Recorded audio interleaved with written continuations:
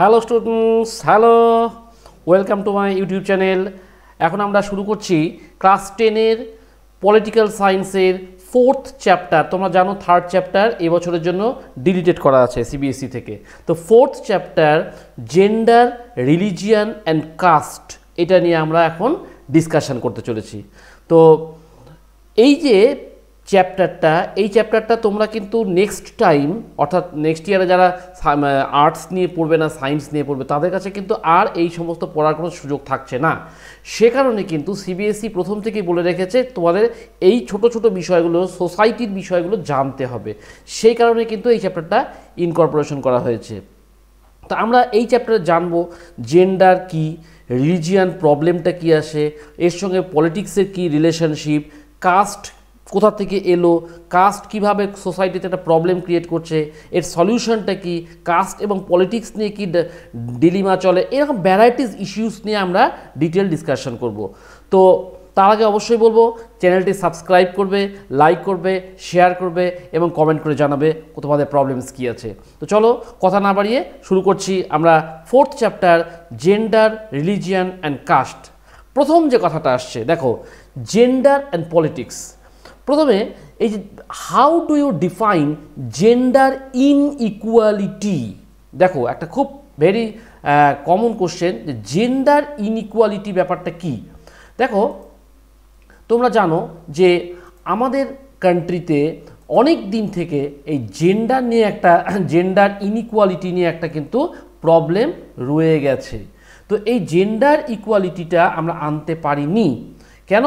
এই যে based on sex or gender আমরা কিন্তু সোসাইটিতে প্রচুর ডিভিশনস ক্রিয়েট করে রাখি আর কি। তো এই যে জিনিসটা আমরা মেল ডমিনেশনকে প্রায়োরিটি দিয়ে এসেছি। তো আমরা যদি এখন রুট খুঁজতে যাই যে এই জেন্ডার ইনইকুয়ালিটিটা কেন হলো, আমরা এর রুটটা প্রাইমারিলি সার্চ করব। প্রথমে দেখো আনইভেন অ্যাক্সেস টু এডুকেশন, অর্থাৎ আমরা কিন্তু প্রথম থেকে মেয়েদেরকে এডুকেশন দিতে পারিনি।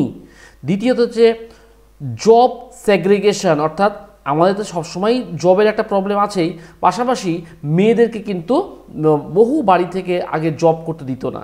তারপরে কি বলছে, ল্যাক অফ বডিলি অটোনমি, অর্থাৎ মেয়েরা তাদের নিজের উপরে কোনো কন্ট্রোল থাকতো না। তার কারণটা কি?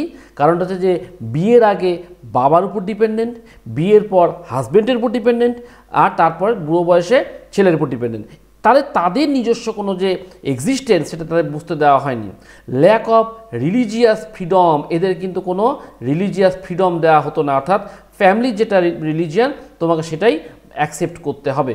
তারপরে কি, ল্যাক অফ এমপ্লয়মেন্ট ইকুয়ালিটি, এদেরকে কখনোই এমপ্লয়মেন্ট সেক্টরে ইকুয়ালিটি দেওয়া হতো না। তারপরে কি, ল্যাক অফ লিগাল প্রোটেকশান, অর্থাৎ এদেরকে কিন্তু থানা, পুলিশ, কোর্ট কাছারির মধ্যে প্রথম থেকে অ্যালাউ করা হতো না। তারপরে কি হচ্ছে, পুয়ার মেডিকেল কেয়ার, এরা প্রচুর পরিমাণে কাজ করে যাচ্ছে, এদের কিন্তু হেলথ কেয়ার নিয়ে বাড়ি থেকে কোনো কনসার্ন নেই।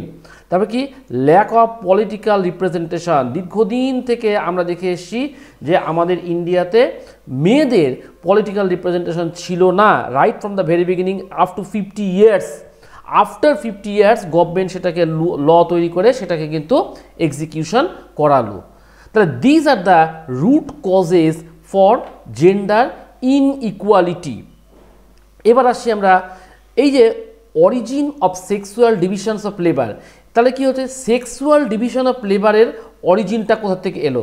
দেখো তোমরা জানো যে ছোট থেকেই বাড়িতে একটা ব্যাপার থাকে যে ছেলেদেরকে একটা টয় কিনে দেওয়া হলো, মেল চাইল্ড মানে তাকে একটা ডল কিনে দেওয়া হবে, এরকম একটা ব্যাপার থাকে আর কি। তো এবার ওম্যানরা যখন, এই চিলড্রেনটা যখন বড় হচ্ছে, ওম্যান হয়ে গেল, তারা কি করছে, হাউস ওয়ার্কের মধ্যে এনগেজ হয়ে যাচ্ছে এবং সেটা আস্তে আস্তে আমরা দেখছি ডিভিশন অফ লেবারের মধ্যে চলে আসছে। আমরা মোস্ট অফ দি ফ্যামিলিজে কী দেখতে পাই, যে woman do all the works inside the home such as cooking, cleaning, washing clothes, tailoring, looking after children, সমস্ত কাজগুলো কিন্তু ওম্যানরা করছে। আর ম্যানরা কী করছে, আউটসাইড যে হোম, বাড়ির যে আউটসাইডের যে কাজগুলো সবগুলো করছে আর কি। তার মানে কি, এটা কিন্তু এমনটা নয় যে ছেলেরা হাউস ওয়ার্ক করতে পারবে না, তা কিন্তু নয়।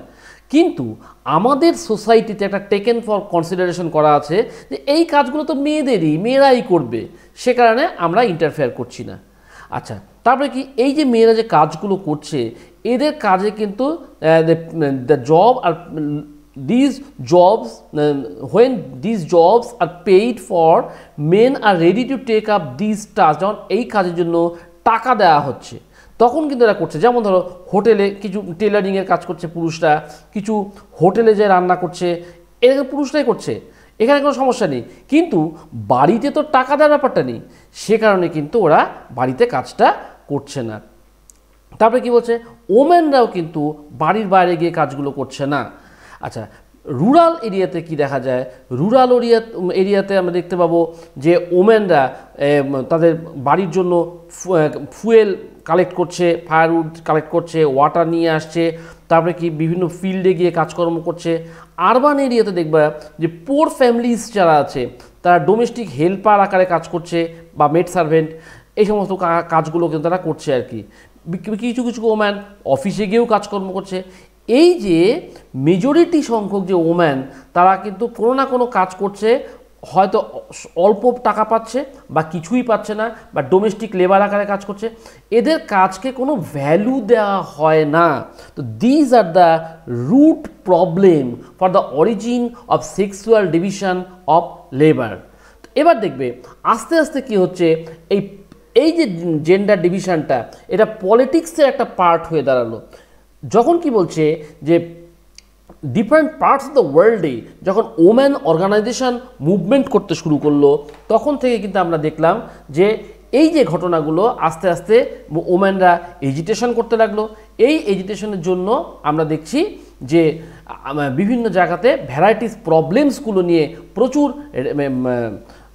মেয়েরা এগিয়ে আসছে, এবং আস্তে আস্তে ওম্যানরা তাদের ক্যারিয়ার তৈরি করছে, এডুকেশনাল ফিল্ডে ক্যারিয়ার তৈরি করছে, এবং বিভিন্ন ফিল্ডে তারা ক্যারিয়ার তৈরি করে মেয়েদেরকে এস্টাবলিশ করার জন্য মুভমেন্ট করলো, যেটাকে বলা হচ্ছে ফেমিনিস্ট মুভমেন্ট। ফেমিনিস্ট মুভমেন্টটা কি?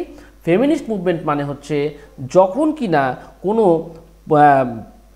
কি বলে কোনো পুরুষ বা মহিলা মেয়েদের ইকুয়ালিটি নিয়ে ডিম্যান্ড রেজ করছে, সেইটাকেই বলা হবে হচ্ছে ফেমিনিস্ট। অর্থাৎ যারা মেয়েদেরকে সাপোর্ট করছে তাদেরকে বলা হচ্ছে, তাদের রাইটটাকে এস্টাবলিশ করার জন্য সাপোর্ট করছে, তাদেরকে বলা হচ্ছে যে ফেমিনিস্ট। আর তাদের যে মুভমেন্টটা সেটাকে বলা হচ্ছে ফেমিনিজম। হলো? আচ্ছা, এবার আমরা আসছি যে এই political expression of gender division and political mobilization এই ওম্যানদেরকে হেল্প করার জন্য এগিয়ে আসছে। এখন আমরা দেখতে পাই বিভিন্ন ফিল্ডে, যেমন scientist, doctor, engineer, lawyer, manager, college university teacher, এই সমস্ত জায়গাতে কিন্তু আমরা ওম্যানদেরকে দেখতে পাই। আচ্ছা, এবার দেখো স্ক্যান্ডিনেভিয়ান কান্ট্রিজ যেগুলো আছে, যেমন ধরো সুইডেন, নরওয়ে, ফিনল্যান্ড, এখানে কিন্তু মেয়েদের পার্টিসিপেশনটা অনেকটা হাই, মেয়েরা অনেক বেশি পার্টিসিপেট করছে আমাদের তুলনায় আর কি। আচ্ছা, ইন আওয়ার কান্ট্রিজ এখানে আমরা কি দেখতে পাচ্ছি? এখানে দেখতে পাচ্ছি woman still lag much behind than man. কেন? আমরা অনেক ইমপ্রুভমেন্ট করার চেষ্টা করছি, কিন্তু আমরা এখনও এটাকে প্র্যাকটিক্যাল প্রবলেম সলভ করতে পারিনি সোসাইটিতে, এবং এখনও পর্যন্ত ওম্যানরা কিন্তু ডিসঅ্যাডভান্টেজড, ডিসক্রিমিনেশন হচ্ছে এবং অপারেশন হচ্ছে ডিফারেন্ট ওয়েজতে। তাহলে দেখো এখানে একটা কোশ্চেন তোমরা সলভ করতে পারবে, which factors lead to the improvement of woman's position. এই যে গোটা ওয়ার্ল্ডে বিভিন্ন জায়গাতে যখন বিভিন্ন মুভমেন্টগুলো হচ্ছে, এই মুভমেন্টগুলো আস্তে আস্তে আগের চ্যাপ্টারে আমরা আগের স্লাইডে বলে দিলাম আর কি, তো এই মুভমেন্টগুলোই কিন্তু আস্তে আস্তে মেয়েদেরকে এস্টাবলিশ করতে হেল্প করলো। এবার দেখো এই যে woman face disadvantaged, discrimination and operation in various ways, কীভাবে এরা ডিসঅ্যাডভান্টেজড হচ্ছে বা ডিসক্রিমিনেটেড হচ্ছে বা অপ্রেসড হচ্ছে। দেখো একটা কতগুলো statistical examples itself is sufficient two reflect what is going on. দেখো লিটারেসি রেট যদি দেখি আমরা দেখব ওম্যানদের ক্ষেত্রে অনলি 54% ওম্যান কিন্তু এখানে লিটারেট আমাদের দেশে, in compare to that of 76%, মানে ছেলেরা 76% হচ্ছে আর মেয়েরা হচ্ছে 54% হচ্ছে। তো ন্যাচারালি মেয়েরা অনেকটা ব্যাকওয়ার্ড হয়েছে। তারপরে দেখো যে woman participation, woman proportion among the high paid work তাতে কিন্তু কম দেওয়া হচ্ছে। আচ্ছা, এবং অ্যাভারেজ ওয়ার্কগুলো বেশি করানো হচ্ছে এবং ওমেনরা কিন্তু ইন অ্যান অ্যাভারেজ 1 ঘন্টা করে কাজ বেশি করছে, কিন্তু দে আর লো পেইড। তারপরে কি বলছে, আমরা এইটাকে ঠিক করার জন্য কি করলো, গভর্নমেন্ট একটা ল রেগুলেট করলো, যেটাকে বলছে যে ইকুয়াল রেমুনারেশন অ্যাক্ট অফ 1976। এইটা ভালো করে মনে রাখবে, ইকুয়াল রেমুনারেশন অ্যাক্ট অফ 1976। এখানে কি বললো, এখানে বললো যে equal wages for equal remuneration act of 1976। এখানে কি বললো, সকলকে একই কাজের জন্য সেম পেমেন্ট করা হবে আর কি। কিন্তু আজও আমরা দেখতে পাই in the fields like sports, cinema, factories ওমেনদেরকে কিন্তু অনেক লো পেইড কাজ করতে হচ্ছে আর কি। তারপরে দেখো যে এই যে many parts of India parents prefer to have son, এইটা একটা বড় সমস্যা। দেখবে আমাদের দেশে পেরেন্টসরা মেজর কেসে সন প্রেফার করছে, ডিফারেন্ট গার্ল চাইল্ডের থেকে ছেলেদেরকে বেশি প্রেফার করছে আর কি। এবং যার জন্য কি হচ্ছে যে সেক্স রেশিও কিন্তু ইন্ডিয়াতে দারুণভাবে ডিক্লাইন করে যাচ্ছে। দেখো এবার এই যে একটা দেখাচ্ছি, এবার আসছি আমরা ওম্যানস পলিটিক্যাল রিপ্রেজেন্টেশন। ইন্ডিয়াতে কিন্তু right from the very beginning political representation মোটেই ছিল না, একদমই খারাপ ছিল আর কি। দেখো 10%ও ক্রস করতো না আমাদের ইয়েতে, কিন্তু 2009-এ আসলো একটু আপ হলো। তার কারণটা হচ্ছে যে গভর্নমেন্ট এবার কি করলো, যে এটা কম্পেল করলো। আমরা যদি গোটা ওয়ার্ল্ডের একটা কম্প্যারিজন করি দেখতে পাবে, এ দেখো আমেরিকাতে কত পার্সেন্ট যাচ্ছে, ইউরোপে কত পার্সেন্ট যাচ্ছে, সাব সাহারান কান্ট্রিতে কত পার্সেন্ট যাচ্ছে, ইন্ডিয়াতে কত পার্সেন্ট যাচ্ছে, আরব স্টেটসে কীরকম পার্সেন্ট যাচ্ছে। তাহলে এই যে একটা অ্যাভারেজ বেঞ্চমার্ক করে দেওয়া হলো, এখান থেকে কিন্তু অনেকটাই নিচে যে ওম্যান যারা পার্লামেন্টারে যাচ্ছে ডিফারেন্ট রিজিয়নে অফ দ্য ওয়ার্ল্ডে, এটা কিন্তু অনেকটা কম। এইবার এই যে প্রবলেমটা, এর সলিউশনটা কি? দেখো গভর্নমেন্ট অফ ইন্ডিয়া একটা ল ইন্ট্রোডিউস করলো, সেখানে বলল কি না 33% seat should be reserved for woman in all the elected bodies. এটা 33% বলছি, বা আমরা এখানে 1/3 সিট বলতে পারি। কিসে? লোকাল সেলফ গভর্নমেন্ট, মানে গ্রাম পঞ্চায়েত, পঞ্চায়েত সমিতি, জেলা পরিষদ বলো, তারপরে পার্লামেন্ট বলো, লেজিসলেচার বলো, in everywhere in order to ensure female representation আমরা দেখলাম 33% সিট রিজার্ভ করে দেওয়া হলো আর কি। আচ্ছা, এবার কি বলছে, এই যে ওম্যান অর্গানাইজেশনস যেগুলো আছে তারাও কিন্তু সবখানে ডিম্যান্ড করতে থাকলো যে 1/3 সিট আমাদের কিন্তু লাগবেই। বাট ইন রিয়েলিটি তোমরা শুনলে অবাক হবে, ইন রিয়েলিটি কী হচ্ছে যে এদেরকে কিন্তু at the initial stage government যখন লটা ইন্ট্রোডিউস করলো তখনও কিন্তু এই ওম্যানদেরকে এই স্কোপটা দেওয়া হতো না। তারপরে যখন কিনা গভর্নমেন্ট এটাকে ম্যান্ডেটরি করে দিল তখন কিন্তু সবাই বাধ্য হয়ে গেল। কীরকম? ধরো একটা পার্টিকুলার জায়গা নিয়ে বলছি, এই জায়গাতে বলে দিল ফিমেল এসসি সিট, অর্থাৎ ওখানে যে পলিটিক্যাল পার্টি কন্টেস্ট করাবে সেখানে ফিমেল এসসি থেকে দাঁড় করাতে হবে, ন্যাচারালি ওখান থেকে ফিমেল এসসি উঠে আসবে। সিমিলারলি এই জায়গাটাতে ফিমেল জেনারেল থাকবে, তো যে ক্যান্ডিডেট কন্টেস্ট করতে যাবে তাকে ফিমেল জেনারেলই হতে হবে। এই করে করে কিন্তু কম্পেল করে গভর্নমেন্ট এই 33টা এনশিওর করেছে। মানে হোয়াই 33? দেখো অ্যাকচুয়ালি সোসাইটিতে কিন্তু 50-50 মেল ফিমেল রেশিও, তা সত্ত্বেও আমরা দেখছি যে 33% অ্যাটলিস্ট তো হোক। যখন ছিল না তখন কিন্তু 9%, 5% এরকম করে চলতো, অর্থাৎ মেয়েদেরকে চান্সই দেওয়া হতো না, শুধু মেলরাই পুরুষরাই আর কি এটা করে যাচ্ছিল আর কি। এইবার আসছি আমরা religion, communalism and politics. Religion, communalism and politics. প্রথমে আসছে রিলিজিয়ান। তাহলে রিলিজিয়াস ডাইভার্সিটি আমরা গোটা ওয়ার্ল্ডে দেখতে পাই, বিভিন্ন কান্ট্রিতে বিভিন্ন লেভেলের আছে। দেখো আমাদের দেশের কথা যদি বলি, হিন্দু, মুসলিম, শিখ, খ্রিস্টান, জৈন, বৌদ্ধিস্ট, ঈসাই etcetera etcetera varieties type of religion আছে আর কি। তাহলে কমিউনালিজম ব্যাপারটা কি আসলো? কমিউনালিজম এক কথায় মনে রাখবে যে যখন কিনা রিলিজিয়ানকে কেন্দ্র করে কোনো গণ্ডগোল লাগছে, দ্যাট ইজ কমিউনাল প্রবলেম। তো এর সঙ্গে পলিটিক্সের সম্পর্কটা কি আমরা আসছি আস্তে আস্তে। দেখো এখানে কি বলছে যে Gandhiji use to say religion can never be separated from politics. দেখো কথাটা কত বড় কথা, যে রিলিজিয়ানকে কখনোই পলিটিক্স থেকে সেপারেট করা যাবে না।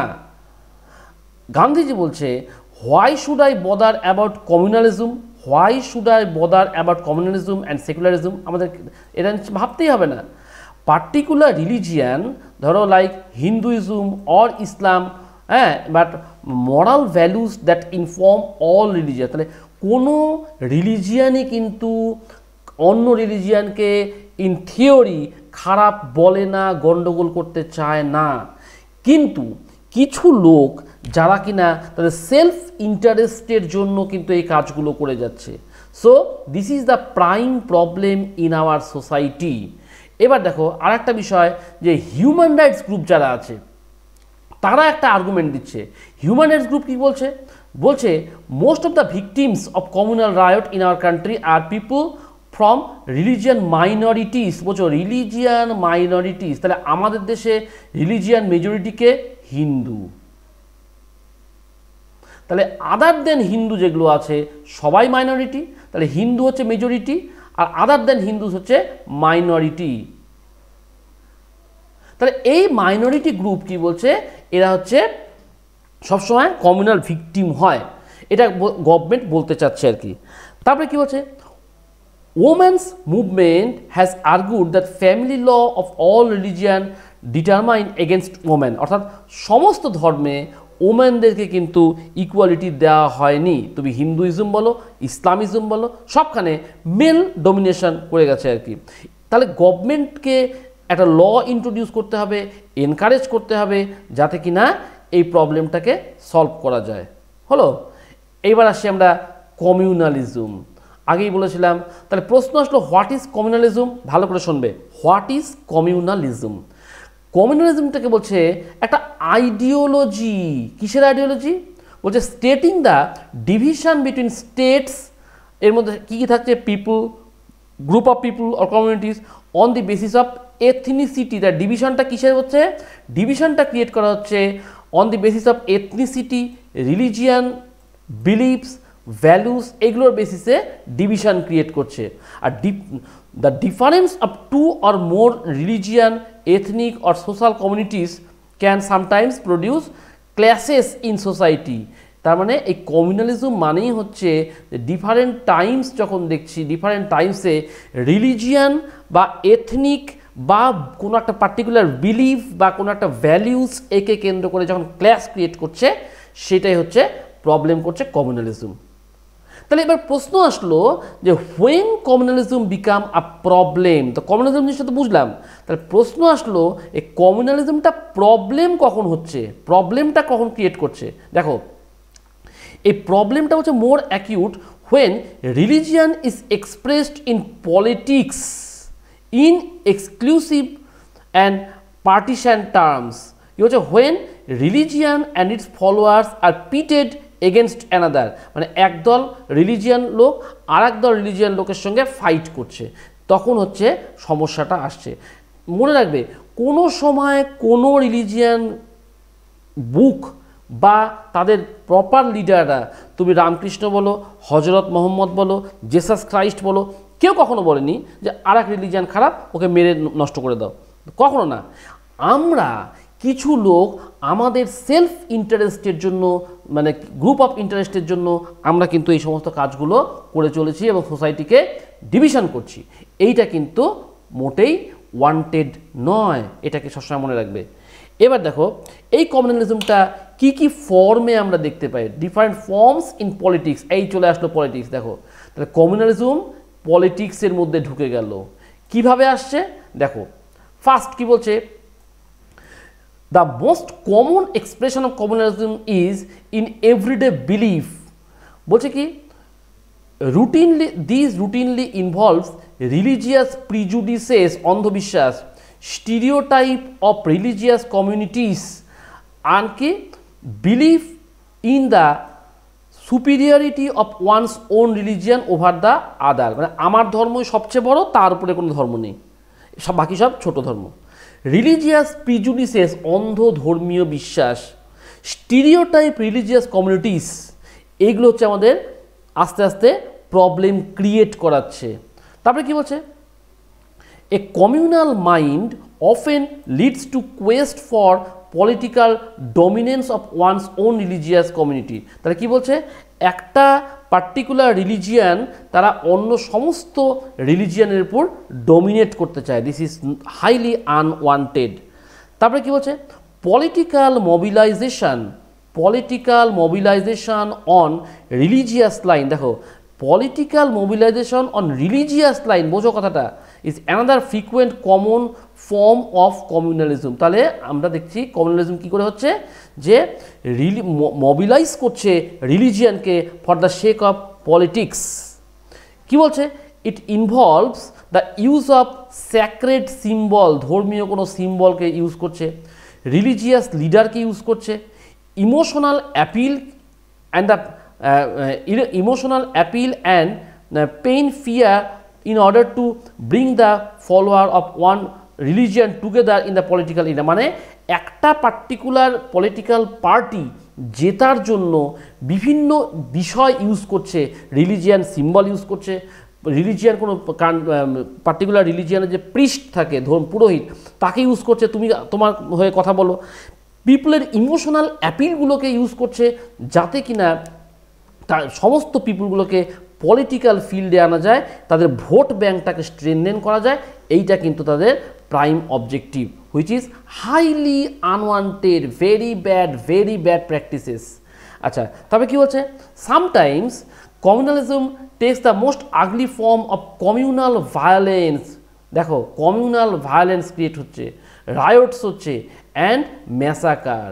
এই দেখো, this is the picture of the problem related to Ram জন্মভূমি বাবরি মসজিদ ইস্যু। এখানটাতে বিলিভ করা হয় রামের জন্মস্থান ছিল, কোনো এক সময় বাবর তারপর মসজিদ বানিয়ে দিয়েছিল, এইবার হিন্দুরা সেটাকে মসজিদটাকে ভেঙে রামের জন্মভূমি এস্টাবলিশ করতে যাচ্ছে। দিস ইজ দ্য বার্নিং বা worst communal riot in India. হ্যাঁ, আচ্ছা, তো পোস্ট ইন্ডিপেন্ডেন্ট পিরিয়ডে আমরা এরকম অনেক কিছুই দেখতে পাই।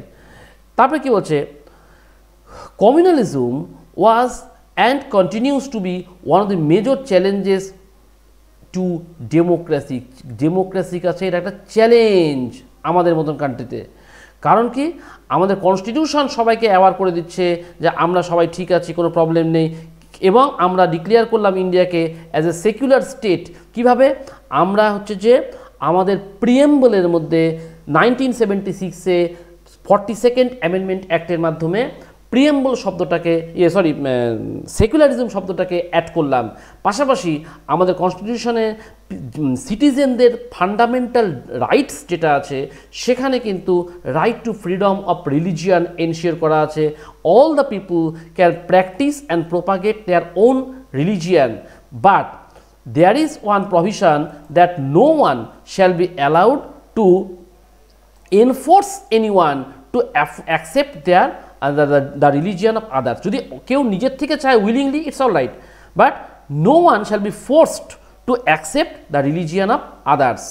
তারপরে কি হচ্ছে, the constitution provides two all individuals and communities freedom to profess, practise and propagate any religion. এই যে একটু আগে যেটা আমি বললাম, যে আমাদের কনস্টিটিউশনে বলে দিচ্ছে রাইট টু ফ্রিডম অফ রিলিজিয়নের মধ্যে তুমি প্রচার করতে পারবা, যা কিছু করতে পারবা এবং ফলো করতে পারবা, কিন্তু ফোর্সফুলি নয়। Constitution prohibits discrimination on the ground of religion. কোনো রিলিজিয়ান গ্রাউন্ডে কোনো ডিসক্রিমিনেশন করা হবে না রিগার্ডিং গভর্নমেন্ট ফেসিলিটিসের ক্ষেত্রে। তারপর কী হচ্ছে, at the same time constitution allows the state to intervene in matters of religion in order to ensure equality within there. তার মানে গভর্নমেন্ট কখনোই কোনো রিলিজিয়ানের মধ্যে ইন্টারফেয়ার করবে না। এবং সেই সঙ্গে আনটাচেবিলিটিটাকে কিন্তু ব্যান করে দেওয়া হয়েছে।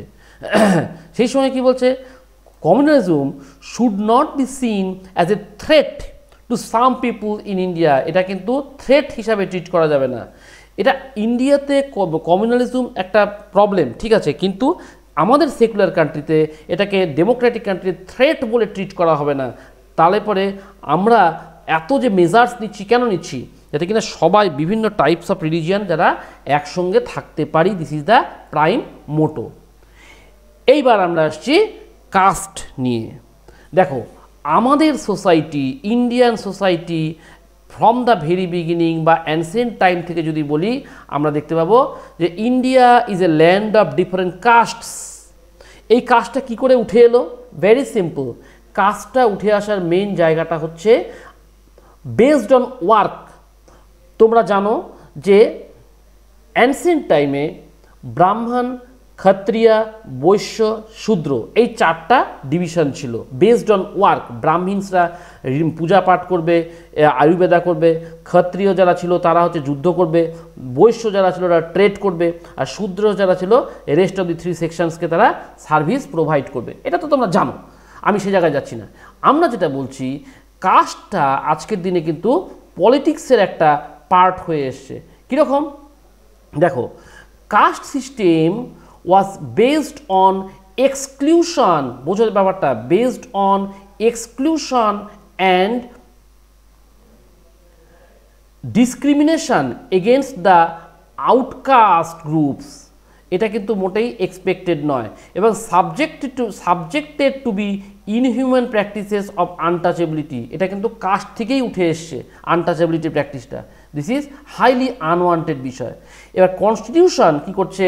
প্রহিবিট করছে যে কাস্ট বেসড ডিসক্রিমিনেশনকে কনস্টিটিউশন প্রহিবিট করছে, ডিসক্রিমিনেট করা হবে না, এবং বলছে যে আমরা যাতে এই কাস্ট বেস করে আমরা কোনো ইনজাস্টিস সিস্টেম এস্টাবলিশ না করি সেটাকে এনশিওর করতে হবে। এবং বলছে আনটাচেবিলিটি ইজ টোটালি ব্যান।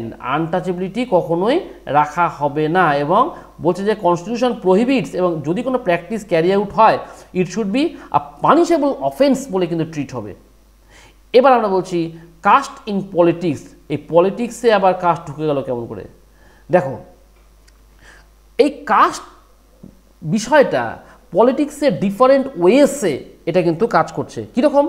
বলছে হোয়েন পার্টিস চুজ ক্যান্ডিডেট। দেখো ভেরি সিম্পল জিনিস, কোনো একটা গ্রাম ধরো, সেখানে একটা পার্টিকুলার কাস্টের লোক প্রচুর আছে, প্রত্যেকটা পলিটিক্যাল পার্টি চাবে সেই কাস্টের থেকে একটা ক্যান্ডিডেট দাঁড় করিয়ে দাও, তাহলে আমরা সহজে জিতে যাবে। তাহলে পলিটিক্সের অবজেক্টিভটা হচ্ছে to capture the seat at any way. তো সেখানে ওরা কাস্ট একটা কার্ড প্লে করছে যাতে কিনা সহজে সেইখানটাতে জিততে পারে। এবং পলিটিক্যাল পার্টিসরা কী করছে? Political parties and candidate in election make appeal two caste sentiment two master the support. অর্থাৎ এরা কী করছে? কাস্ট সেন্টিমেন্টটাকে, ইমোশনটাকে কাজে লাগাচ্ছে, অ্যাপিল করছে কাস্ট সেন্টিমেন্টের বেসিসে, যাতে কিনা সাপোর্টটা পাওয়া যায়। A some political parties are known to favour some castes. তাহলে পার্টিকুলার কিছু পার্টিস আছে যারা ফেভার করে কিছু স্পেশাল কাস্টকে আর কি। তারপরে কী হচ্ছে? ইউনিভার্সাল অ্যাডাল্ট ফ্র্যাঞ্চাইজ যেটা আছে, আর প্রিন্সিপাল অফ 1% 1 ভোট, এইটাই কিন্তু পলিটিক্যাল লিডারদেরকে গিয়ার আপ করছে যে আমাদেরকে মোবিলাইজ করতে হবে, এবং পলিটিক্যাল সাপোর্টটা পাওয়ার জন্য কাস্টকে একটা হাতিয়ার বানাতে লাগবে। তাহলে পরে কিন্তু আমরা ওই কাস্ট লাইনেই আমরা এদের সাপোর্টটা পেতে পারি। এটা হচ্ছে মেইন ব্যাপার। এবার দেখো, the factors on caste in politics, the focus on caste in politics can sometimes give an impression that election are all about caste and nothing else. কিন্তু সেটা কিন্তু সবসময় যে ঠিক তা কিন্তু নয়। কীরকম? কতগুলো এক্সাম্পল বলা হচ্ছে। দেখো, নো পার্লামেন্টারি কনস্টিটিউয়েন্সি বিরাট হয় কিন্তু একটা, কোনো একটা পার্টিকুলার রিলিজিয়ানের গ্রুপের লোক কিন্তু এক জায়গাতে থাকে না। তাহলে পার্লামেন্টারি সিট জিততে গেলে কিন্তু সমস্ত ধরনের রিলিজিয়ান পিপুলকেই কিন্তু লাগবে সেই একটা পার্টিকুলার এলাকার। তারপরে কি বলছে? No party wins the vote of all the voters of a caste community. তা কোনো সময় একটা পার্টিকুলার পলিটিক্যাল পার্টি সেই পার্টিকুলার কাস্টের যে 100% ভোট পাবে তা কিন্তু হবে না। ভোট ব্যাংক আছে ঠিক আছে, কিন্তু সেই ভোট ব্যাংকটাকে এমন করে ইউজ করতে হবে যাতে কিনা অন্য কাস্টের লোকজন তারা যাতে ইনফিরিয়ার নিজেদেরকে না ভাবে, ছোট না ভাবে, তাহলে কিন্তু সে একজন যে জিতবে এমপি হবে সে কিন্তু পরবর্তীতেও সবার কাছ থেকে সব ধরনের সাপোর্টটা পাবে। আচ্ছা, তারপরে কি বলছে দেখো, many political parties may put up candidates from same caste. Some voters have more than one candidate from their caste, while many voters have no candidate from their caste. মানে কি এই ভোট ব্যাংকটাকে মাথায় রেখে বিভিন্ন পলিটিক্যাল পার্টিসগুলো কি করে যে সেই পার্টিকুলার কাস্ট থেকে কতগুলো ক্যান্ডিডেটকে দাঁড় করিয়ে দিল। তাহলে কিছু যারা দেখতে পাচ্ছে যে আমাদের কাস্টের তো অনেক লোক আছে, কিন্তু আবার অনেক লোক দেখতে পাচ্ছে আমাদের কাস্টের তো কেউ নেই, এটা কিন্তু হয়। তো সেই জন্য কি বলছে, রুলিং পার্টি বা সিটিং এমপি এমএলএ যারা আছে তারা কিন্তু মাঝে মধ্যে ইলেকশনে হেরে যায় আমাদের কান্ট্রিতে ডিউ টু দিস রিজন, যে শুধুমাত্র কমিউনালিজম বা পার্টিকুলার কাস্ট একে কেন্দ্র করে কিন্তু সবসময় ডেমোক্রেসি চলবে না। সেই জন্য পলিটিক্স ইন কাস্ট, দেখো এবার কি বলছে, তাহলে কাস্ট ইন পলিটিক্স আমরা চলছিলাম, এখন আসি পলিটিক্স ইন কাস্ট, ব্যাপারটা জাস্ট উল্টা করে দেখো কি বলছে। আমরা দেখছি যে কাস্টের ডোমিনেশনও কিন্তু পলিটিক্সে চলে। কাস্ট পলিটিক্সে কি করতে পারে দেখো, এতক্ষণ দেখলাম পলিটিক্স কাস্টের জন্য কি করে যাচ্ছে, এখন কাস্ট পলিটিক্সের জন্য কি করছে। আমাদের সোসাইটি অনেক সময় পলিটিক্স দেখা যায় caste ridden. It is not politics that gets caste ridden, it is caste that gets politicised. কথাটা খুব ভালো করে মনে, এটা অনেক সময় কোটেশন দিয়ে কোশ্চেন আসে। It is not politics that gets caste ridden, it is caste that gets politicised. মানে সবসময় যে পলিটিক্স যে কাস্ট রিডেন হয়ে যাচ্ছে তা নয়, অনেক সময় কাস্টরাও পলিটিসাইজড হয়ে যাচ্ছে বা পলিটিক্যাল পার্টিগুলোকে নিজেদের সাপোর্টে নেওয়ার জন্য অনেক কিছু করে। কীরকম দেখো, আমরা যদি প্রথমে বলি যে each caste group tries to become, each caste group, mind it, each caste group tries to become bigger. কীভাবে?